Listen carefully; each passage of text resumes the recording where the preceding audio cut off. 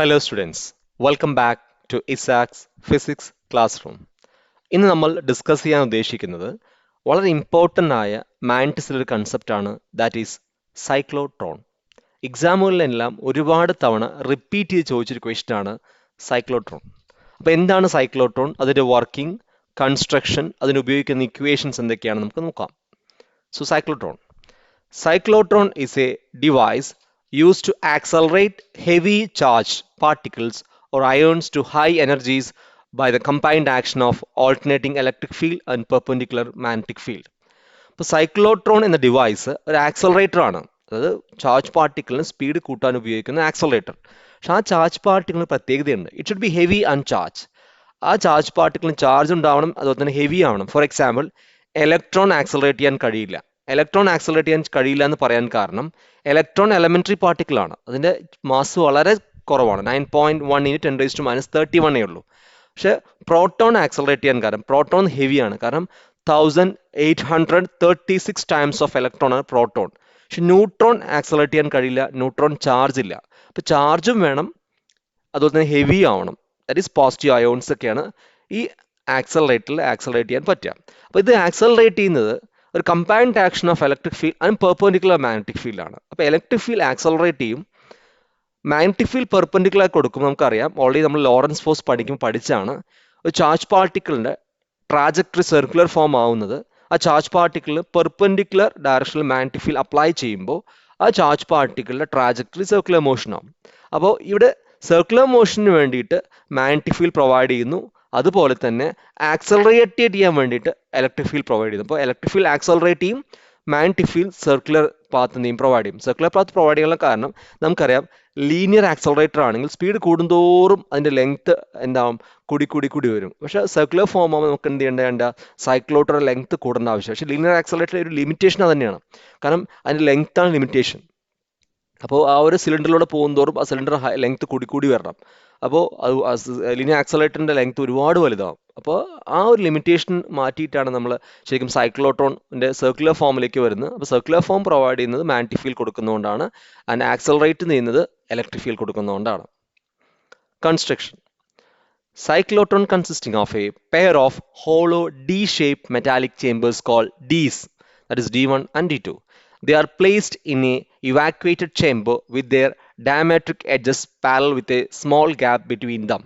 Both the Ds are placed under the pole piece of a powerful electromagnet so that the magnetic field is perpendicular to the plane of the Ds.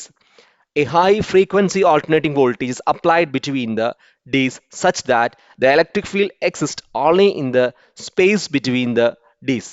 A source of iron P is placed at the center of the gap between the Ds. അപ്പോൾ actually ഇത് construction എന്ന് പറയുന്നത് രണ്ട് ഡീസ്. അപ്പോൾ ഡീസ് തന്നെ പേര് വരാൻ കാരണം ഡി ഷേപ്പ് സ്ട്രക്ചർ ഉള്ളതുകൊണ്ടാണ്. അപ്പോൾ ഹോളോ ആണ്, ഒരു ഹോളോ ചേംബർ ആണ്. ഇവാക്യുവേറ്റ് ചെയ്യുമ്പോൾ ചാർജ് പാർട്ടിക്കിൾ മൂവ് ചെയ്യുമ്പോൾ അതർ പാർട്ടിക്കിൾസ് ആയിട്ട് ഹിറ്റ് ചെയ്യാനൊന്നും പാടില്ല. അപ്പോൾ മുഴുവൻ അവിടെ എയറും വാക്യുവേറ്റ് ചെയ്തിട്ടുണ്ടാവും, ഒരു പാർട്ടിക്കിൾ പ്രസൻസ് അവിടെ ഉണ്ടാവില്ല.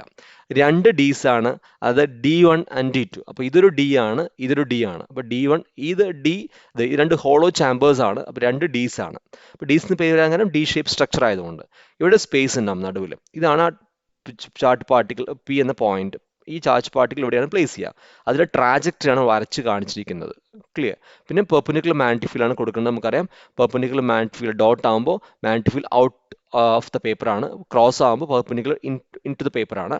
ദെൻ ഡിഫ്ലക്ഷൻ പ്ലേറ്റ് എന്ന് പറയാൻ കാരണം ഡിഫ്ലക്ഷൻ പ്ലേറ്റ് ആണ്. ട്രാജക്ടറി ഇങ്ങനെ വന്ന് ഈ ഒരു പോയിന്റിൽ എത്തുമ്പോൾ എവിടെയാണോ ടാർജറ്റ് ഉള്ളത് അതിലേക്ക് ഡിഫ്ലക്ഷൻ പ്ലേറ്റ് എന്ത് ചെയ്യും, ആ ചാർജ് പാർട്ടിക്കിൾ എന്ത് ചെയ്യും, മുകളിട്ടെടുക്കും. ദെൻ ഓക്സിലേറ്റർ മീൻസ് ഇത് AC ആണ് കൊടുത്തിരിക്കുന്നത്. അപ്പോൾ എന്ത് ചെയ്യും, ഇതിന്റെ പോസിറ്റീവ് ഈ ഡീസിന്റെ പൊളാരിറ്റി മാറിക്കൊണ്ടേയിരിക്കും. ഇത് പോസിറ്റീവ് നെഗറ്റീവ് ആണെങ്കിൽ അടുത്ത സൈക്കിൾ വരുമ്പോൾ നെഗറ്റീവ് പോസിറ്റീവ് ആയി മാറിക്കൊണ്ടേയിരിക്കും. കാരണം ഓക്സിലേറ്റർ AC സോഴ്സ് ആണ് എന്ത് കൊടുക്കുന്നത്. ഇത് മുഴുവൻ ഇവാക്യുവേറ്റഡ് ചേംബറിലാണ് എന്ത് ചെയ്തിരിക്കുന്നത്, വെച്ചിരിക്കുന്നത്.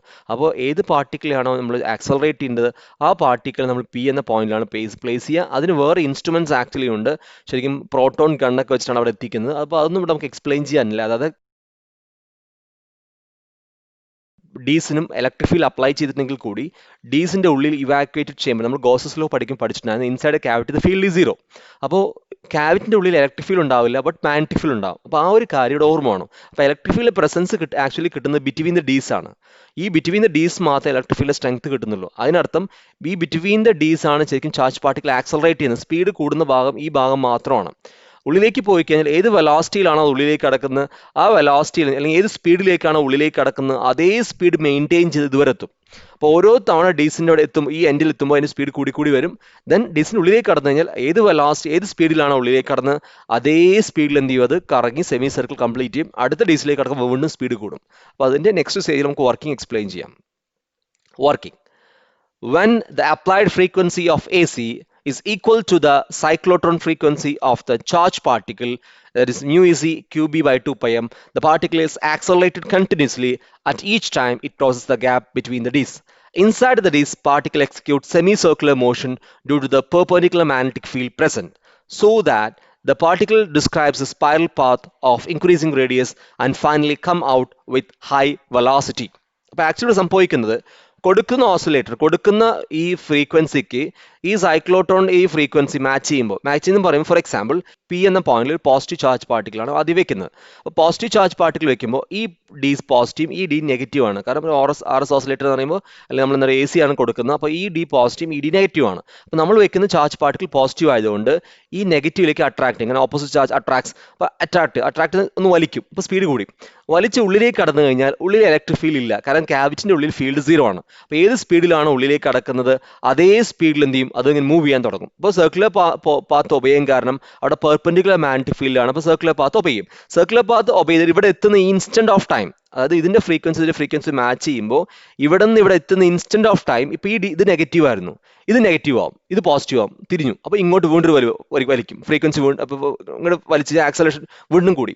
പിന്നെ ഇത് ഇവിടെ നിന്ന് അപ്പോൾ സ്പീഡ് കൂടി കുറച്ചുകൂടി വലിയ സർക്കിൾ കറങ്ങാൻ തുടങ്ങി ഇവിടെ എത്തുന്ന ഇൻസ്റ്റന്റ് ഓഫ് ടൈം വീണ്ടും അതിന്റെ സൈക്കിൾ എന്താവും, ഇത് നെഗറ്റീവ് ആവും, ഇത് പോസിറ്റീവ് ആവും, അപ്പോൾ വീണ്ടും ഇങ്ങോട്ട് വലിക്കും. അപ്പോൾ അങ്ങനെ ഓരോ പ്രാവശ്യം എന്ത് ചെയ്യുന്നു, ഓരോ കറക്കം ചെയ്യുമ്പോൾ അതിന്റെ സ്പീഡ് കൂടുന്തോറും അതിന്റെ സർക്കിളിലെ റേഡിയസ് കൂടി വരുന്ന സമയത്ത് എന്താണ് ഇവിടെ എത്തുന്ന ഈ ഇൻസ്റ്റന്റ് ഓഫ് ടൈമിൽ പൊളാരിറ്റി മാറും. അതാണ് അപ്ലൈഡ് ഫ്രീക്വൻസിയും അതുപോലെ തന്നെ സൈക്ലോട്രോൺ ഫ്രീക്വൻസിയും മാച്ച് ചെയ്താൽ മാത്രമാണ് എക്സാക്റ്റ് ആയിട്ട് വർക്ക് ചെയ്യുള്ളൂ.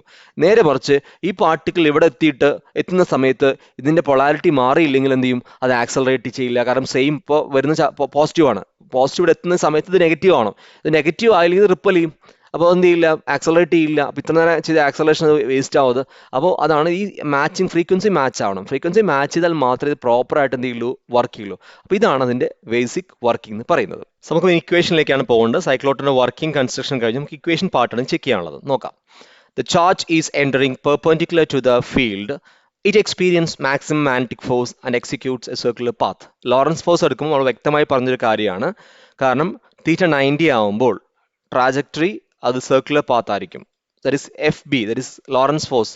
മാഗ്നറ്റിക് ലോറൻസ് ഫോഴ്സ് എന്ന് പറഞ്ഞാൽ QVB sin 90 എന്ന് പറയുമ്പോൾ sin θ90 ആവുമ്പോൾ sin 91 ആണ്. So it become FB = QVB. അപ്പോൾ ഇതിൽ പ്രത്യേകം ശ്രദ്ധിക്കേണ്ട ഒരു കാര്യം, ഈ കറങ്ങാൻ ആവശ്യമുള്ള സെൻട്രിപിറ്റൽ ഫോഴ്സ് കൊടുത്തിരിക്കുന്നത് ലോറൻസ് ഫോഴ്സ് ആണ്. അപ്പോൾ നമുക്ക് പറയാം here the required centripetal force for circular motion is provided by the magnetic force FB. കറങ്ങാൻ ആവശ്യമായ സെൻട്രിപിറ്റൽ ഫോഴ്സ് കൊടുത്തിരിക്കുന്നത് Lorentz force, magnetic Lorentz force ആണ്. അപ്പോൾ നമുക്ക് ഇക്വേറ്റ് ചെയ്യാം. magnetic force is equal to എന്താണ് Lorentz force. That is circular മോഷന് magnetic Lorentz force is equal to mv²/r. So mv²/r = qv. ഈ ഒരു കണ്ടീഷൻ നമ്മൾ പല ഭാഗത്തായിട്ട് ഉപയോഗിച്ചിട്ടുണ്ട് ഫസ്റ്റ് ഇയറിൽ. അതായത് ഗ്രാവിറ്റേഷനിൽ ഓർബിറ്റൽ വെലോസിറ്റി കാണാൻ ഇതേ ടെക്നിക്കാണ് ഉപയോഗിച്ച്, അതുപോലെ തന്നെ ഫ്രിക്ഷനിൽ നമ്മൾ ഉപയോഗിച്ചിട്ടുണ്ട്. സണ്ണിന് ചുറ്റും പ്ലാനറ്റ്സ് കറങ്ങുന്ന ആവശ്യമായ സെൻട്രിപിറ്റൽ ഫോഴ്സ് കൊടുക്കുന്നത് ഗ്രാവിറ്റേഷൻ ഫോഴ്സ് ആയതുപോലെ, അതുപോലെ തന്നെ ന്യൂക്ലിയസ് ചുറ്റും ഇലക്ട്രോൺ കറങ്ങുന്നത് ന്യൂക്ലിയസിന്റെ പോസിറ്റീവും ഇലക്ട്രോണിന്റെ നെഗറ്റീവും തമ്മിലൊരു അട്രാക്റ്റീവ് ഫോഴ്സ് ആയ ഇലക്ട്രോസ്റ്റാറ്റിക് ഫോഴ്സ് ആണ് അവിടെ കറങ്ങാനുള്ള സെൻട്രിപിറ്റൽ ഫോഴ്സ് പ്രൊവൈഡ് ചെയ്യുന്നത്. ഇതേ ടെക്നിക്കാണ് ഇവിടെ നമ്മൾ ഉപയോഗിക്കുന്നത്. അതായത് സർക്കുലർ മോഷന് ആവശ്യമായ സെൻട്രിപിറ്റൽ ഫോഴ്സ് പ്രൊവൈഡ് ചെയ്യുന്നത് അവിടെ മാഗ്നറ്റിക് ലോറൻസ് ഫോഴ്സ് ആണ്. അതിൽ പ്രത്യേകം മനസ്സിലാക്കണം, മാഗ്നറ്റിക് ഫോഴ്സ് ആക്ച്വലി കൊടുക്കുന്നത് ഈ സർക്കുലർ മോഷന് വേണ്ടി മാത്രമാണ്. ഇലക്ട്രിക് ഫീൽഡ് കൊടുക്കുന്നത് അതിനെ ആക്സലറേറ്റ് ചെയ്യാൻ വേണ്ടിയിട്ടാണ്. അപ്പോൾ ഈ ഇക്വേഷൻസ് ചെയ്യുമ്പോൾ എപ്പോഴും ശ്രദ്ധിക്കേണ്ട ഒരു കാര്യം, charge particle moving in A circular motion ഒരു കൺസെപ്റ്റ് വരികയും അല്ലെങ്കിൽ ഈ സൈക്ലോട്രോൺ ഒരു കൺസെപ്റ്റ് വന്ന് ഒരു ഇക്വേഷനോ അല്ലെങ്കിൽ ന്യൂമറിക്കൽ ചോദിച്ചു കഴിഞ്ഞാൽ എപ്പോഴും ഓർത്തിരിക്കുക mv²/r = qvb. ഈ ഇക്വേഷൻ മാത്രം ഓർത്താൽ മതി. ഈ ഇക്വേഷൻ വെച്ചുകൊണ്ടാണ് ബാക്കി എല്ലാം നമുക്ക് എന്ത് ചെയ്യേണ്ടത്, ഇക്വേഷൻസ് ഉണ്ടാക്കേണ്ടത്. ഫോർ എക്സാമ്പിൾ ആദ്യം നമുക്ക് വെലോസിറ്റി കാണാം. Velocity this v equal to Q B R by M. കാരണം വി സ്ക്വയറിലെ വിയും ഈ വിയും കട്ട് ചെയ്ത് പോയി കഴിഞ്ഞാൽ v equal to Q B R by M. ഇനി നമുക്ക് വേണമെങ്കിൽ r കാണാം.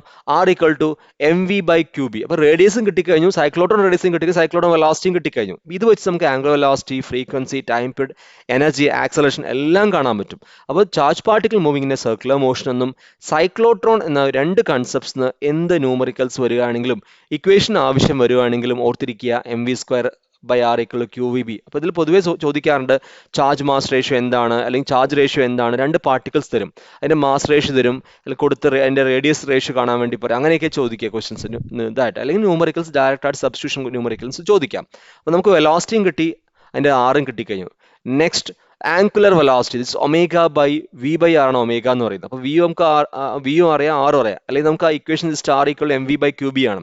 അതിന് അറേഞ്ച് ചെയ്ത് നമുക്ക് ഇങ്ങനെ എഴുതാം, V by R equal Q B by M. So omega is equal Q B by M. അപ്പോൾ വി കിട്ടി, ആർ കിട്ടി, ഒമേഗ കിട്ടി. Next omega equal Q B by M ആണ് equation. Since omega equal 2πf നമുക്ക് ഫ്രീക്വൻസിയും കാണാൻ പറ്റും. So frequency of റെവല്യൂഷന് 2πf equal to Q B by M. കാരണം ഒമേഗ 2πf കൊടുത്തു. So F equal to Q B by 2πm. അപ്പോൾ angular frequency കിട്ടിക്കഴിഞ്ഞു, അതുപോലെ തന്നെ ഫ്രീക്വൻസിയും കിട്ടിക്കഴിഞ്ഞു. ശ്രദ്ധിക്കണം, ഒമേഗ എന്ന് പറഞ്ഞാൽ ആംഗുലർ വെലോസിറ്റി ആണ്, അതിന്റെ യൂണിറ്റ് റേഡിയൻ പെർ സെക്കൻഡ് ആണ്. എഫ് എന്ന് പറഞ്ഞാൽ ഫ്രീക്വൻസി ആണ്, അതിന്റെ യൂണിറ്റ് ഹെർട്സ് ആണ്. Next this frequency is called cyclotron frequency. ഈ ഫ്രീക്വൻസി വിളിക്കുന്ന പേരാണ് സൈക്ലോട്രോൺ ഫ്രീക്വൻസി. ഈ ഫ്രീക്വൻസിയും അതുപോലെ തന്നെ കൊടുക്കുന്ന എ സിയുടെ ഫ്രീക്വൻസി മാച്ച് ചെയ്താൽ മാത്രമാണ് സൈക്ലോട്രോൺ പ്രോപ്പർ ആയിട്ട് വർക്ക് ചെയ്യുള്ളൂ. ദെൻ ടൈം പീരീഡ് എന്ന് പറഞ്ഞാൽ 1/f ആണ്. That is equal to 1/QB/2πm, that is 2πm/QB. അപ്പോൾ ടൈം പീരീഡ് കിട്ടിക്കഴിഞ്ഞു. Time period is equal to 2πm/QB, where m is mass and q is charge and b is magnetic field and t is time period. Let v is the maximum velocity of the particle when it comes out of the cyclotron, then the maximum energy acquired. അതായത് v ആണ് അതിന്റെ velocity ആണെങ്കിൽ അതിന് വരുന്ന charge, അതിന്റെ energy എന്ന് പറയുന്നത് നമുക്കറിയാം കൈനറ്റിക് എനർജിയാണ്. അപ്പോൾ ഹാഫ് എം വി സ്ക്വയർ കണ്ടാൽ മതി. v നമ്മൾ ഓൾറെഡി കണ്ടു കഴിഞ്ഞാൽ അപ്പോൾ സബ്സ്റ്റിറ്റ്യൂട്ട് നമുക്ക് കിട്ടും equal to half M V square, that is equal to half M into Q B R by M square, that is B square Q square R square by 2m, where r is the radius of the circular path at the time of exit. അപ്പോൾ ഏറ്റവും ഓരോ സമയം കറങ്ങും തോറും അതിന്റെ radius കൂടി വരും. അപ്പോൾ ഫൈനൽ റേഡിയസ് ദാറ്റ് ഇസ് ആ സൈക്ലോട്രോൺ റേഡിയസ് ആയിരിക്കും r എന്ന് പറയുന്നത്. അപ്പോൾ അത് സബ്സ്റ്റിറ്റ്യൂട്ട് ചെയ്ത് കഴിഞ്ഞാൽ ആ സൈക്ലോട്രോണിൽ നിന്ന് പുറത്തേക്ക് വരുന്ന ചാർജ് പാർട്ടിക്കിളിന്റെ എനർജി എത്രയാണ് നമുക്ക് കാണാൻ പറ്റും. ആ എനർജി കൊണ്ടാണ് ഒരു ടാർജറ്റിൽ ഹിറ്റ് ചെയ്ത് ടാർജറ്റിനെ ബ്രേക്ക് ചെയ്യിപ്പിക്കുന്നത്. അപ്പോൾ ഇത്രയാണ് സൈക്ലോട്രോണിന്റെ വർക്കിംഗ് കൺസ്ട്രക്ഷൻ ഇക്വേഷൻ. ഇനി ഇതിന്റെ ജസ്റ്റ് ഒരു അനിമേഷൻ വെച്ച് ഇതിന്റെ ജസ്റ്റ് വർക്കിംഗ് എക്സ്പ്ലെയിൻ ചെയ്യാം. So here is the D's. The D1 are D's ആണ്, D2 other D. D എന്ന് പറയാൻ കാരണം നമുക്ക് D ഷേപ്പ് ആണ്, അത് അതുപോലെ മെറ്റൽ ആണ്, അത് ഹോളോ ചേംബർ ആണ്. അപ്പോൾ ഉള്ളിൽ ഫീൽഡ് 0 ആയിരിക്കും. അപ്പോൾ രണ്ട് ഡീസിന്റെ ഇടയിൽ ചെറിയ ഗ്യാപ്പ് ഉണ്ട്. ഈ ഗ്യാപ്പിലാണ് ചാർജ് പാർട്ടിക്കിൾ എന്ത് ചെയ്യുന്നത്, ആക്സലറേറ്റ് ചെയ്യുന്നത്. ഡിഫ്ലക്ഷൻ പ്ലേറ്റ് അവിടെ എത്തുമ്പോഴാണ് ആ ചാർജ് പാർട്ടിക്കിൾ ട്രാജക്ടറി മാറ്റി ആ ടാർജറ്റിലേക്ക് എന്ത് ചെയ്യുന്നത്, അത് ഹിറ്റ് ചെയ്യിപ്പിക്കുന്നത്. അപ്പോൾ ഇതാണ് സൈക്ലോട്രോണിന്റെ മെയിൻ പാർട്ട് എന്ന് പറയുന്നത്. രണ്ട് ഡീസ്. ഡീസ് എന്ന് പറയാൻ കാരണം D ഷേപ്പ് സ്ട്രക്ചേഴ്സ് ആയതുകൊണ്ടാണ്. അപ്പോൾ D1 and D2 അതാണ് രണ്ട് ഡീസ്. ബിറ്റ്വീൻ ദ ഡീസ് ആണ് ആക്സലറേറ്റ് ചെയ്യുന്നത്. ആ സ്പേസിലാണ് ചാർജ് പാർട്ടിക്കിൾ എന്ത് ചെയ്യുക, ആക്സലറേറ്റ് ചെയ്യുക. ഈ രണ്ട് ഡീസിനെ ക്രോസ് നമ്മളൊരു high frequency oscillator A C കൊടുക്കുകയാണ്. അപ്പോൾ എ സി കൊടുക്കുമ്പോൾ ശ്രദ്ധിക്കേണ്ട കാര്യം അതിന്റെ പൊളാരിറ്റി മാറിക്കൊണ്ടേയിരിക്കും. ഒന്ന് പോസിറ്റീവ് ഒന്ന് നെഗറ്റീവ് ആകുമ്പോൾ അടുത്ത നെഗറ്റീവ് പോസിറ്റീവ് മാറിക്കൊണ്ടിരിക്കും. ഇതിന് പെർപെൻഡിക്കുലർ ആയിട്ട് മാഗ്നറ്റിക് ഫീൽഡ് കൊടുത്തിട്ടുണ്ട്. പെർപെൻഡിക്കുലർ മാഗ്നറ്റിക് ഫീൽഡ് ആണ്. ഒരു അയൺ സോഴ്സ് ആണ് നമ്മൾ പ്ലേസ് ചെയ്യുന്നത്. അപ്പോൾ അയൺ സോഴ്സ് പ്ലേസ് ചെയ്ത് ഒരു ഹൈ ഫ്രീക്വൻസി ഓസിലേറ്റർ കൊടുത്തിട്ടുണ്ട്. അപ്പോൾ പോസിറ്റീവ് അയൺ ആണ്. പോസിറ്റീവ് അയൺ കൊടുക്കുമ്പോൾ ഒരു ഡീസിന് പോസിറ്റീവും ഒരു ഡീസ് നെഗറ്റീവും. അപ്പോൾ ഏത് ഡീസിനാണ് നെഗറ്റീവ് ആണ് ആ ഡീസിലേക്ക് ചാർജ് പാർട്ടിക്കിൾ ആക്സലറേറ്റ് ചെയ്യും. ഒറ്റ വലി ആ വലിക്കുന്ന സമയത്തിന്റെ സ്പീഡ് കൂടുകയാണ്. ദെൻ പെർപെൻഡിക്കുലർ മാഗ്നറ്റിക് ഫീൽഡ് ആയതുകൊണ്ട് സർക്കുലർ പാത്ത് എന്ത് ചെയ്യും, ഒബേ ചെയ്യും. പെർപെൻഡിക്കുലർ ഉള്ളിൽ എന്തുണ്ടാവില്ല, ഇലക്ട്രിക് ഫീൽഡ് ഉണ്ടാവില്ല. അപ്പോൾ എന്ത് വെലോസിറ്റിയിലാണ് ഉള്ളിലേക്ക് കടന്ന് അതേ വെലോസിറ്റിയിൽ എന്ത് ചെയ്യും, അത് മൂവ് ചെയ്തുകൊണ്ടിരിക്കും. അതേ velocity in sense speed, direction മാറുന്നത് വെലോസിറ്റി മാറും. അപ്പോൾ അതേ സ്പീഡിൽ എന്ത് ചെയ്യും, അത് കറങ്ങും. കാരണം ഫീൽഡ് 0 ആയതുകൊണ്ട്. ഇനി ആ ഡി ശ്രദ്ധിക്കുക, ഒന്ന് പോസിറ്റീവ് ആയിരുന്നു, നെഗറ്റീവ് ആയിരുന്നു. ഇനി ആ ചാർജ് പാർട്ടിക്കിൾ ആ ഒരു സെമി സർക്കുലർ പാത്ത് പിന്നെ ആ എൻഡിൽ എത്തുന്ന ആ സമയത്ത് അതിന്റെ ഡീസിന്റെ എന്ത് ചെയ്യണം, പൊളാരിറ്റി മാറും. അപ്പോൾ ആ നെഗറ്റീവ് പോസിറ്റീവ് എന്ത് ചെയ്യും, അങ്ങോട്ടും ഇങ്ങോട്ടും മാറും. അപ്പോൾ നെക്സ്റ്റ് ഒന്ന് ആക്സലറേറ്റ് ചെയ്യും. ആ ബിറ്റ്വീൻ ദ ഡീസ് ആക്സലറേറ്റ് ചെയ്യും. കാരണം ആ പൊളാരിറ്റി മാറുന്ന സമയത്ത് എന്ത് ചെയ്യും, ഒരു ആക്സലറേറ്റ് ചെയ്യുമ്പോൾ അതിന്റെ റേഡിയസ് ഒന്നുകൂടി വലുതാം. പിന്നെ ഇത് ഓരോ സമയത്തും ഡീസിന്റെ ആ എൻഡിൽ എത്തുമ്പോൾ അതിൻ്റെ പൊളാരിറ്റി മാറിക്കൊണ്ടേയിരിക്കും. അങ്ങനെ വലിയ വലിയ സർക്കിൾ എന്ത് ചെയ്യും, അത് മൂവ് ചെയ്തുകൊണ്ടേയിരിക്കും. അപ്പോൾ ഓരോ തവണ മൂവ് ചെയ്യുമ്പോഴും അതിന് വെലോസിറ്റി എന്ത് ചെയ്യും, കൂടി വരും. വെലോസിറ്റി കൂടി വരുമ്പോൾ അതിനനുസരിച്ച് അതിൻ്റെ എന്ത് ചെയ്യും, റേഡിയസും വലുതാം ശ്രദ്ധിക്കണം. എന്നിട്ട് ആ ഡിഫ്ലക്ഷൻ പ്ലേറ്റിനോട് എത്തുമ്പോൾ എന്ത് ചെയ്യും, അതിൻ്റെ ട്രാജക്ടറി എന്ത് ചെയ്യും, മാറ്റി കൊടുക്കും ഡിഫ്ലക്ഷൻ പ്ലേറ്റ്. അപ്പോൾ ഏതിലേക്കാണോ ടാർജറ്റ്, ആ ടാർജറ്റിലേക്ക് എന്ത് ചെയ്യും, അത് ഹിറ്റ് ചെയ്യും, ആ ടാർജറ്റ് എന്ത് ചെയ്യും, ബ്രേക്ക് ചെയ്യാൻ പറ്റും. അങ്ങനെയാണ് സൈക്ലോട്രോൺ എന്ത് ചെയ്യുന്നത്, വർക്ക് ചെയ്യുന്നത്. അപ്പോൾ ഈ അനിമേഷനോടും നിങ്ങൾക്ക് ഈ വർക്കിംഗ് എക്സ്പ്ലനേഷൻ കംപ്ലീറ്റ് ചെയ്യാൻ മനസ്സിലായെന്ന് വിചാരിക്കുന്നു. Hope these concepts are very clear to you. If you have any doubts, feel free ask through comments. Thank you for watching. Thank you.